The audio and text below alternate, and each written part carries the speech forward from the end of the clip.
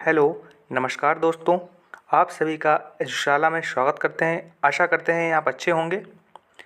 आज हम सीटेट 2024 के लिए मोस्ट इम्पॉर्टेंट टॉपिक लेव वाइगोत्स्की, उनकी थ्योरी, उनके विचार को आपसे शेयर करेंगे। देखिए 2023 या 2022, 2021 किसी भी ईयर के प्रीवियस ईयर को उठा के हम देखेंगे तो उसमें हमको 1 से 2 नंबर के क्वेश्चंस इनसे रिलेटेड आपको देखने को मिलते हैं।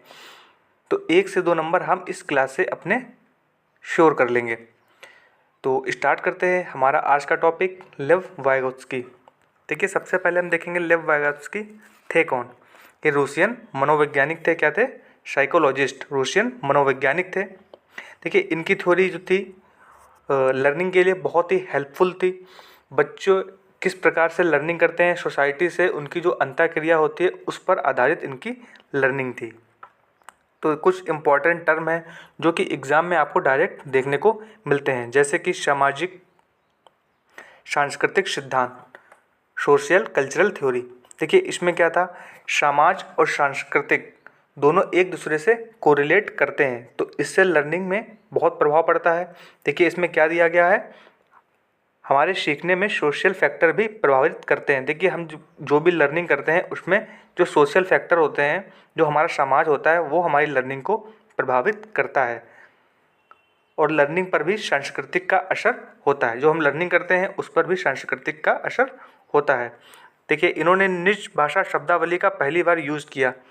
इम्पॉर्टेंट है, सीटेट में ये आया हुआ क्वेश्चन है। निज भाषा शब्दावली का इन्होंने यूज किया था।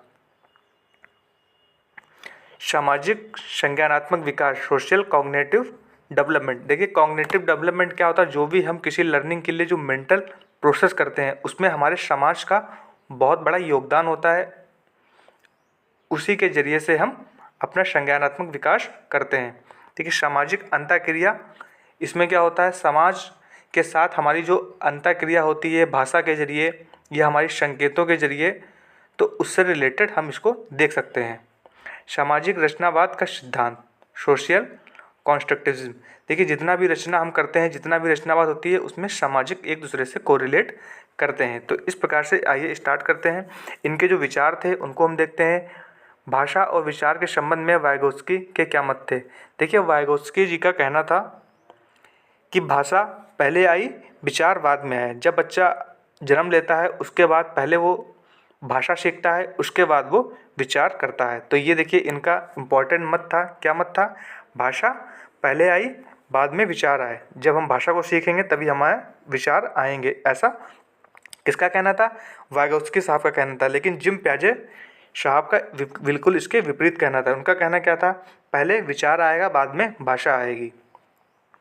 तो इनका जो हमारा पहला पॉइंट है, 0 से 2 वर्ष को इन्होंने क्या बोला, सोशल स्पेस। इसमें बच्चे क्या करते हैं, अपने हाव भाव प्रकट करते हैं। उनको कुछ ज़रूरत होती है तो वो इशारा करते हैं, तो उनके हाव भाव से अपनी अंतःक्रिया वो करते हैं। देखिए छोटे छोटे शब्द बोलते हैं, जैसे बाबा, पापा। इस प्रकार से अपने जो उनको सरलतापूर्वक बोलने में मदद करती है, अपनी क्रिया, अपनी बात को दूसरों तक संप्रेषित करने के लिए। तो उसमें 0 से 2 वर्ष के लिए क्या बोला, सोशल स्पीच। उसके बाद 3 से 6 वर्ष के लिए क्या बोला, प्राइवेट स्पीच। इसमें क्या था, भाषा न केवल समाज के साथ इंटरेक्शन में मदद करती है बल्कि खुद को भी निर्देशित करती है। जब बच्चा 3 से 6 साल में हो जाता है तब वो भाषा का उपयोग करके अपनी बात दूसरे तक संप्रेषित करता है और अपने विचारों को दूसरों को देता है।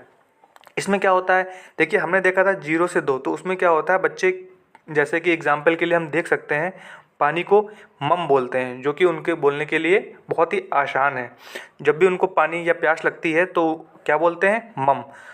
तो जो अपने से बड़े होते हैं वो क्या समझ जाते हैं, बच्चे को क्या चाहिए, पानी चाहिए। इस प्रकार से 3 से 6 में क्या होता है, बच्चा भाषा का पूर्ण रूप से उपयोग कर सकता है, विचार कर सकता है और अपनी ज़रूरत के अनुसार अपनी बात को बोल सकता है और खुद की जो भी इच्छाएं होती हैं उनको दूसरों को निर्देशित कर सकता है। देखिए अगला हमारा क्या है, 7 वर्ष के ऊपर की एज क्या बोलते हैं उसे, साइलेंट इनर स्पीच। इसमें क्या करता है, बच्चा खुद ही चुपचाप धीरे धीरे खुद से बातें कर लेता है। जैसे अपने मन में विचार कर लेता है, कुछ सोचना है तो विचारों के जरिए से खुद से बात कर लेता है। नेक्स्ट हमारा देखिए इम्पोर्टेंट नोट है, क्या है, 0 से 2 वर्ष तक भाषा का विचार अलग अलग होते हैं। देखिए 0 से 2 वर्ष तक भाषा व विचार अलग अलग होते हैं। बाद में ये विकास होगा, विकास पहले व एक दूसरे पर डिपेंड हो जाते हैं। देखिए क्या होता है, 0 से 2 वर्ष तक भाषा और विचार आपस में अलग अलग होते हैं, लेकिन बाद में एक दूसरे पर वो डिपेंड हो जाते हैं। कैसे डिपेंड हो जाते हैं, जैसे हमारा कोई विचार है तो उसका हम लोगों तक संप्रेषित करने के लिए भाषा का उपयोग करते हैं। इसी प्रकार से एक दूसरे के लिए अपोजिट वर्क करते हैं। देखिए वाइगोत्स्की के 3 मॉडल थे जो कि इम्पॉर्टेंट है एग्ज़ाम के लिए, या उनको 3 कॉन्सेप्ट भी बोल सकते हैं। इनके 3 कॉन्सेप्ट या 3 मॉडल थे जो कि इम्पॉर्टेंट है। पहला मॉडल क्या था, MKO।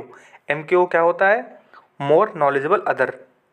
तो इसमें क्या था, जो अपने से बड़े व्यक्ति होते हैं, जो हमसे अधिक ज्ञान कौशल रखते हैं, उनकी सहायता से हम कुछ भी चीज़ें सीखते हैं, लर्निंग करते हैं। तो एग्जाम्पल जैसे हम पढ़ने जाते हैं तो फिर क्या करते हैं, टीचरों से सीखते हैं, अपने बड़े भाई बहन माता पिता आदि लोगों से सीखते हैं। तो वो हमारा क्या हो गया, MKO। इनका पहला कॉन्सेप्ट क्या हो गया, MKO, पहला model MKO, more knowledgeable other, अपने से बड़े जो अधिक ज्ञान कौशल रखते हैं।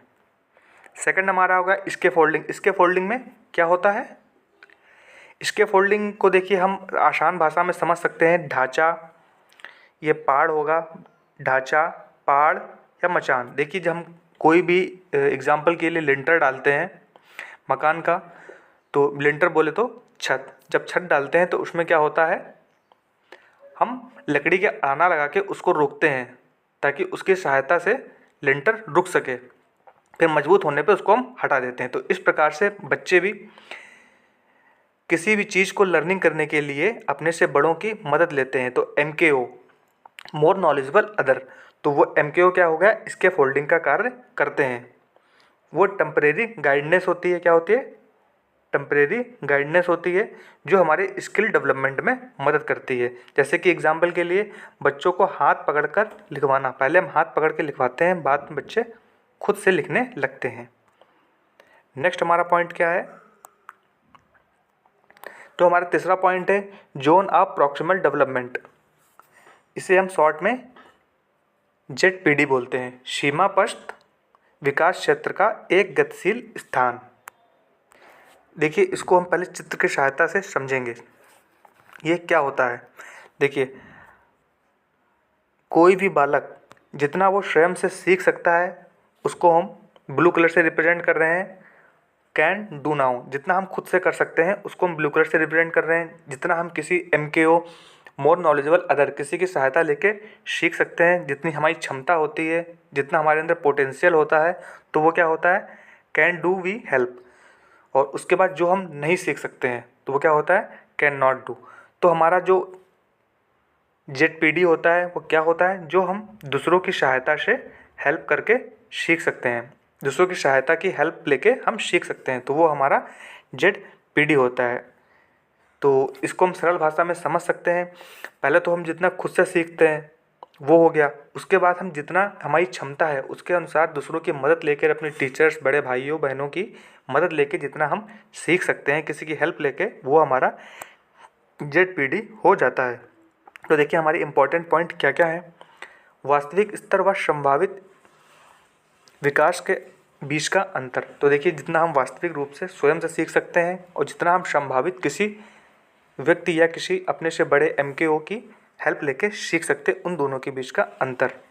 देखिए एक्चुअल लेवल क्या होता है, जहाँ तक हम खुद से सीख सकते हैं। पॉसिबल डेवलपमेंट, जहाँ आप स्वयं बिना किसी की मदद से सीख सकते हैं। देखिए एक्चुअल लेवल वहाँ, पॉसिबल डेवलपमेंट जोन, और इन दोनों के बीच का जो अंतर होता है वो हमारा क्या होता है, ZPD, पॉसिबल डेवलपमेंट।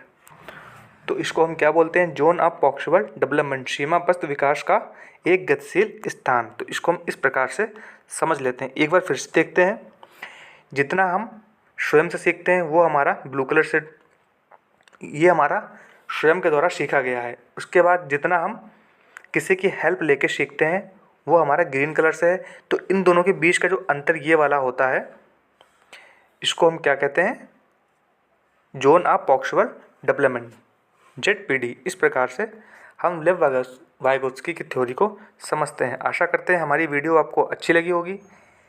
तो हमारी वीडियो को लाइक, चैनल को सब्सक्राइब ज़रूर करें।